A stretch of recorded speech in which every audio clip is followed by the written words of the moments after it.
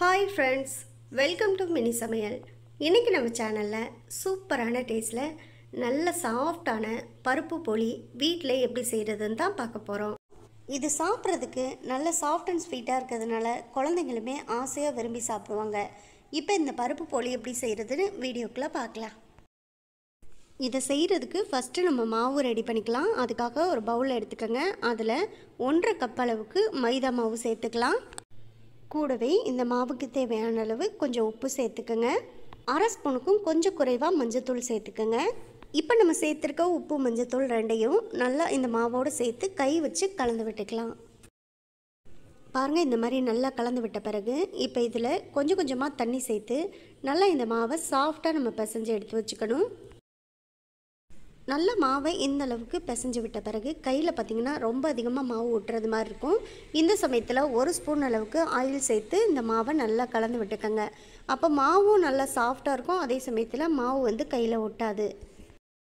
பாருங்கள், ஆயில் போட்டு இந்த மாவை கலந்து விட்ட பிறகு இந்த அளவுக்கு நல்லா சாஃப்டாக இருக்கணும் மாவு. பாருங்கள், இப்போ மாவு பிசைஞ்சாச்சு. இது நல்லா ஒரு 15 நிமிஷம் ஊறட்டும். அது வரைக்கும் காயாமல் இந்த மாவு இருக்கிறதுக்காக 1 ஸ்பூன் அளவுக்கு ஆயிலை மேலே விட்டு இந்த மாதிரி மாவு ஃபுல்லாக அப்ளை பண்ணிவிட்டு அப்படியே விட்டுறலாம். அவ்வளோதான். இதை ஒரு மூடி போட்டு மூடி வச்சு ஒரு 15 நிமிஷம் வெயிட் பண்ணுவோம். அதுக்கப்புறம் ஓப்பன் பண்ணி பார்க்கலாம். அடுத்தது பார்த்திங்கன்னா 3/4 கப் அளவுக்கு கடலைப்பருப்பு எடுத்து நான் அந்த கடலைப்பருப்பை ஏற்கனவே 1 மணி நேரம் தண்ணியில் நல்லா ஊற வச்சுருக்கேன். இப்போ இதை நல்லா ஒரு 2 முறை வாஷ் பண்ணிவிட்டு அதுக்கப்புறமா இதை நம்ம வேக வச்சு எடுத்துக்கணும். இப்போ நல்லா வாஷ் பண்ணிவிட்டு இதை குக்கரில் சேர்த்துக்கலாம். அவ்வளோதான். குக்கரில் கடலைப்பருப்பெல்லாம் சேர்த்த பிறகு இப்போ 3/4 கப் அளவுக்கு கடலைப்பருப்பு எடுத்ததுக்கு முழுசாக 1 கப் அளவுக்கு தண்ணி சேர்த்து இப்போ குக்கரில் நம்ம வேக வச்சுக்கலாம். தண்ணியெல்லாம் இப்போ சேர்த்த பிறகு நம்ம மூடி போட்டு க்ளோஸ் பண்ணிவிட்டு விசில் போட்டு ஸ்டவ்வில் எடுத்து வச்சுருங்க. குறைஞ்சபட்சம் ஒரு 4லேருந்து 5 விசில் விடட்டும். அப்போ தான் கடலைப்பருப்பு நல்லா சாஃப்டாக நமக்கு வெந்து வரும். இப்போ குக்கர் சரியாக 5 விசில் விட்டு ப்ரெஷர்லாம் ரிலீஸ் ஆன பிறகு நான் குக்கரை ஓப்பன் பண்ணி பார்த்தேன். பாருங்கள், கடலைப்பருப்பு நல்லா சாஃப்டாக வந்துருச்சு. இப்போ கடலைப்பருப்பு வெந்துருச்சா இல்லையான்னு பார்த்தா இப்படி ஒரு கடலைப்பருப்பை நம்ம கையில் எடுத்து நசுக்கி பார்த்தா தெரியும். பாருங்கள், நல்லா மாவு போல் சாஃப்டாக வந்துருச்சு. அவ்வளோதான். இப்போ இந்த கடலைப்பருப்பை ஒரு மேஷர் வச்சு நல்லா மசிச்சு எடுத்துக்கலாம். பாருங்கள், இந்த மேஷர் வச்சு நல்லா அழுத்தி கடலைப்பருப்பை நம்ம இந்த மாதிரி மசிச்சு விட்டோன்னா நல்லா மாவு போல் நமக்கு நல்லா இந்த மாதிரி கரைஞ்சி வந்துடும். அப்புறமா இதை பூரணத்துக்கு ரெடி பண்ணிக்கலாம். இப்போ பார்த்திங்கன்னா கடலைப்பருப்பை நல்ல மேஷர் வச்சு மசிச்சாச்சு. இப்போ பார்க்குறதுக்கு நல்ல மாவு போல் கன்சிஸ்டன்சியில் மசிச்சு எடுத்து வச்சுருக்கோம். அவ்வளோதான். பூரணத்துக்கு இப்போ பருப்பை ரெடி பண்ணியாச்சு. அடுத்ததாக நம்ம ஸ்டவ்வில் வச்சு பூரணத்தை ரெடி பண்ணிக்கலாம். அடுத்ததாக ஸ்டவ்வில் ஒரு பாத்திரத்தை எடுத்து வச்சு அதில் நம்ம இப்போ வேக வச்சு மசிச்சு எடுத்து வச்சுருக்க கடலைப்பருப்பை சேர்த்துக்கலாம். கூடவே 1 கப் அளவுக்கு நல்ல நயமான வெல்லம் சேர்த்துக்கங்க. 3/4 கப் அளவுக்கு கடலைப்பருப்பு சேர்த்ததுக்கு 1 கப் அளவுக்கு வெல்லங்கிறது சரியாக இருக்கும். இப்போ ஸ்டவ்வை மீடியம் ஃப்ளேமில் வச்சு பூரணத்துக்கு நம்ம ரெடி பண்ணிக்கணும். பருப்பும் வெல்லமும் மட்டும் சேர்க்கும்போது பார்த்திங்கன்னா ரொம்ப கெட்டியாக இருக்கிறது மாதிரி தெரியும். ஆனால் இந்த வெல்லம் கரைஞ்சி வர வர நமக்கு பருப்புமே பார்த்திங்கன்னா நல்லா லிக்யூடாக மாற ஆரம்பிச்சிடும். பாருங்கள், முன்னாடி இருந்ததுக்கு இப்போ எந்த அளவுக்கு பூரணம் மெல்ட் ஆகி வந்திருக்குன்னு பாருங்கள். வெல்லம் நல்லா கரைய பார்த்திங்கன்னா இந்த பருப்பு பூரணம் நல்லா தண்ணியாக லிக்யூடாக மாறிக்கிட்டே தான் வரும். ஆனால் இது முழுசாக வெல்லம்லாம் கரைஞ்ச பிறகு கொஞ்சம் நேரத்தில் நம்ம விடாமல் இந்த மாதிரி கரண்டி போட்டு கலந்து விட்டுட்டே இருந்தோம்னா திரும்பவும் இது நல்லா கெட்டிப்பட ஆரம்பிக்கும். அது வரைக்கும் இந்த பூரணம் அடிப்பிடிச்சிடாமல் கரண்டி வச்சு நல்லா கலந்து விட்டுட்டே இருங்க. அடுத்த ஒரு 5-6 நிமிஷம் கழித்து நம்ம பூரணத்தை கலந்து விட்டு பார்த்தோன்னா அடியில் அடிப்பிடிக்காமல் நல்லா பூரணமுமே ஓரளவு நல்லா கெட்டிப்பட்டு வந்திருக்கு பாருங்கள். இந்த சமயத்தில் இது கூட 1/4 ஸ்பூன் அளவுக்கு ஏலக்காய் பவுடர் வாசனைக்காக சேர்த்துக்கங்க. கூடவே 1/2 ஸ்பூன் அளவுக்கு நெய் சேர்த்துக்கங்க. இப்போ நம்ம சேர்த்துருக்க ஏலக்காய் பவுடர், நெய் ரெண்டத்தையும் சேர்த்து நல்லா ஒரு முறை கலந்து விட்டுக்கலாம். பாருங்கள், இப்போ பூரணம் நல்லா கெட்டிப்பட்டு வந்துருச்சு. அடியில் பாத்திரத்துலையுமே ஒட்டலை. நல்லா கரண்டி வச்சு நம்ம கலந்து விட்டுட்டே இருக்கோம்.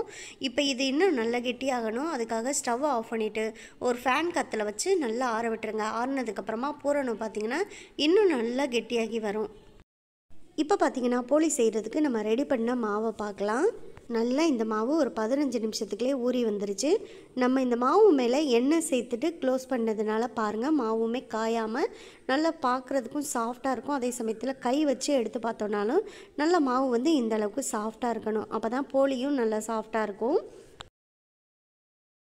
இப்போ வந்து மாவு பர்ஃபெக்டாக இருக்குது. இதுலேருந்து நம்ம ஒவ்வொரு போலியாக செய்கிற அளவுக்கு கொஞ்சம் கொஞ்சமாக மாவு எடுத்து இப்போ தனித்தனியாக ஒரு பிளேட்டில் போட்டு வச்சுக்கலாம். இப்போ நம்ம எடுத்திருக்க மாவுலேருந்து மொத்தமாக பார்த்திங்கன்னா ஒரு 8 போலிக்கிட்ட செய்ய முடியும். பாருங்கள், இப்போ 8 போலிக்குள்ள மாவை நான் தனித்தனியாக இப்போ பிளேட்டில் எடுத்து வச்சுருக்கேன். இது அப்படியே ஓரமாக இருக்கட்டும். அடுத்ததான் நம்ம போலி செய்ய ஆரம்பிக்கலாம். அதுக்காக ஒரு பிளெயினான பிளேட்டோ இல்லை இந்த மாதிரி சப்பாத்தி கல்லோ எடுத்துகிட்டு அது மேலே பட்டர் ஷீட் வச்சு கொஞ்சமாக ஆயில் விட்டுக்குங்க. அந்த ஆயிலை பட்டர் ஷீட் ஃபுல்லாக அப்ளை பண்ணி விட்டுக்குங்க. அதுக்கப்புறமா நம்ம பிசைஞ்சு வச்சுருக்க மாவுலேருந்து ஒரு உருண்டை எடுத்துக்கோங்க. எடுத்துகிட்டு இன்னொரு கையோட உள்ளங்கையில் எண்ணெயை லைட்டாக அப்ளை பண்ணிவிட்டு அது மேலே வச்சு லைட்டாக இந்த மாதிரி கை வச்சு நல்லா அகலமாக கொஞ்சமாக இந்த மாவை நல்லா இந்த மாதிரி விரித்து விட்டுக்கோங்க. இதில் நம்ம ரெடி பண்ணி வச்சுருக்க பூரணம் வந்து இப்போ நல்லா கெட்டிப்பட்டு வந்துடும். இந்த அளவுக்கு ஒரு உருண்டையாக பிடிச்சி எடுத்துகிட்டு நடுவில் வச்சுட்டு இந்த மாவை நல்லா க்ளோஸ் பண்ணிக்கணும். வெளியில் வந்து பூரணம் வரக்கூடாது. அந்த அளவுக்கு நல்லா க்ளோஸ் பண்ணிக்கோங்க. அப்புறம் நம்ம வச்சுருக்க பூரணம் வந்து வெளிவராத அளவுக்கு நல்லா உருண்டையாக உள்ளங்கையில் வச்சு இந்த மாதிரி மாவை நம்ம உருட்டி பிடிச்சு எடுத்து வச்சுக்கலாம். இப்போ நம்ம உருட்டி வச்சுருக்க இந்த உருண்டையை இன்னொரு கையோட உள்ளங்கையில் வச்சு இந்த உள்ளங்கையை லைட்டாக ப்ரெஸ் பண்ணி இந்த மாதிரி அழுத்தி விட்டுக்குங்க. நம்ம உள்ளே வச்சுருக்க பூரணம் வந்து வெளிவந்துடக்கூடாது. மெதுவாக பூரணம் வெளிவராத அளவுக்கு நல்லா இந்த மாவை வந்து அகலமாக நம்ம பரத்தி விட்டுக்கணும். அது உள்ளங்கையை வச்சு இந்த மாதிரி லைட்டாக அழுத்தி விட்டிங்கனாலே கொஞ்சம் அகலமாக விரிஞ்சு வந்துடும். உள்ளங்கையில் வச்சு நல்லா இந்த அகலத்துக்கு நம்ம நல்லா இந்த மாவை வந்து விரித்து விட்ட பிறகு கை விரல்களை வச்சு பட்டர் ஷீட்டில் போட்டு இந்த மாவை நல்லா அகலமாக விரித்து விட்டுக்கணும். எந்த அளவுக்கு நம்மளால் இதை விரித்து விட்டுக்க முடியுதோ அந்த அளவுக்கு அகலமாக விரித்து விட்டுக்கலாம். பாருங்கள், ரொம்ப சூப்பராக நம்ம விரித்து விட்டாச்சு. லைட்டாக நமக்கு பூரணம் வெளியில் தெரிஞ்சாலும் அதனால ஒன்றும் இல்லை, டேஸ்ட்டு நமக்கு சூப்பராக இருக்கும். இப்போ நம்ம விரித்து வச்சுருக்க இந்த போலியை மெதுவாக பட்டர் ஷீட்லேருந்து நம்ம எடுத்துக்கணும். ஓரத்தை லைட்டாக எடுத்து விட்டாலே எடுக்கிறதுக்கு நமக்கு ஈஸியாக வந்துடும். பாருங்கள், ரொம்ப அழகாக நம்ம இந்த பட்டர் ஷீட்லேருந்து இப்போ இந்த போலியை எடுத்துட்டோம். இதை அப்படியே நம்ம ஒரு பேனில் சேர்த்துக்கணும். அந்த பேனில் கொஞ்சமாக எண்ணெயோ இல்லை நெய்யோ அப்ளை பண்ணிவிட்டு இப்போ இந்த பேனில் நம்ம ரெடி பண்ணி வச்சுருக்க போலியை சேர்த்துக்கலாம். ஸ்டவ்வை மீடியம் ஹீட்டில் வச்சு ஒரு பக்கம் லைட்டாக வெந்தோடனே இன்னொரு பக்கமும் திருப்பி போட்டுக்கணும். இதே போல் மாற்றி 2 நிமிஷத்துக்கு ஒரு தடவை 2 பக்கமும் திருப்பி போட்டுட்டு நல்லா 2 பக்கமும் வெந்து வந்த உடனே எடுத்து பார்த்தோன்னா போலி ரொம்ப சாஃப்டாக சூப்பராக நமக்கு வெந்து வந்துடும். அவ்வளோதான், சாஃப்டான டேஸ்டான சூப்பரான போலி நம்ம ரெடி பண்ணியாச்சு. அவ்வளோதான், ரொம்ப சிம்பிள் தான். கண்டிப்பாக இதை நீங்கள் ட்ரை பண்ணி பாருங்கள். ட்ரை பண்ணி பார்த்துட்டு எப்படி வந்துச்சுங்கிறத கமெண்ட் பாக்ஸில் சொல்லுங்கள். இந்த வீடியோ உங்களுக்கு பிடிச்சிருந்தா இந்த வீடியோவை லைக் பண்ணி நம்ம சேனலை மறந்துடாமல் சப்ஸ்கிரைப் பண்ணிக்கோங்க.